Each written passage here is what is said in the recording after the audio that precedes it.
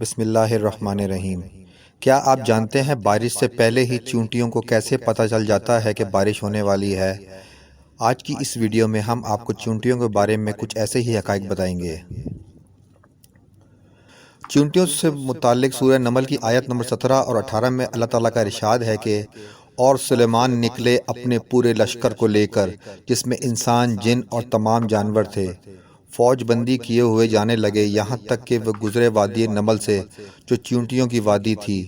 ایک چیونٹی نے دوسری چیونٹی سے کہا، اے چیونٹیوں، اپنے گھروں میں گھس جاؤ، کہیں تمہیں سلیمان اور اس کی فوجیں نہ پیس ڈالیں اور انہیں خبر بھی نہ ہو۔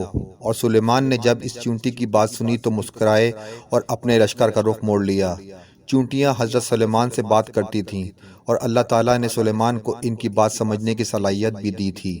جو بات قرآن نے 1400 سال پہلے بتائی، آج کی جدید سائنس اور مختلف تجربات کرنے کے بعد اس نتیجے پر پہنچے ہیں کہ چیونٹیاں ایک زبردست معاشی سسٹم میں رہتی ہیں اور اتنے مشکل سسٹم سے بات کرتی ہیں کہ عقل دنگ رہ جاتی ہے۔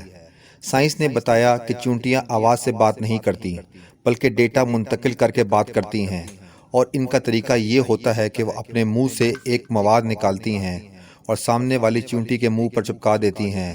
دوسری چیونٹی اس سے سارا پیغام ڈیکوڈ کر کے سمجھ لیتی ہے۔ اس لیے آپ نے اکثر دیکھا ہوگا کہ چیونٹیاں چلتے چلتے رک کر دوسری چیونٹی کے منہ سے منہ لگا کر چلی جاتی ہیں۔ یہ وہ عمل ہوتا ہے جس میں وہ ڈیٹا منتقل کرتی ہیں۔ جدید تحقیق میں یہ بات ثابت ہو چکی ہے کہ چیونٹیاں آپس میں نہ صرف بات کرتی ہیں بلکہ ایک زبردست نظام کے تحت زندگی بھی گزارتی ہیں۔